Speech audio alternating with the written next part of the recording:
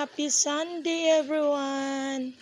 Maulan na panahon. Oh, gikan pa ni siya buntag inulan.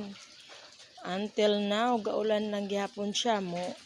Muulan din mo hinahinay mo undang gamay mo ulan na pod. Mo na ni update sa among gate na. Ay mo ano siya din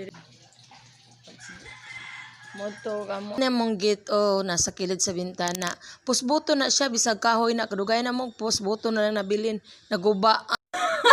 Hinahinay ra gihapon og himo. Pud na kon siya gate lang sa ang unhon.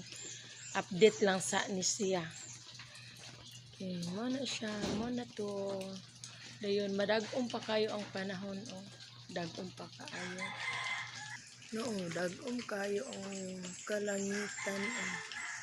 Thank you for watching and God bless all.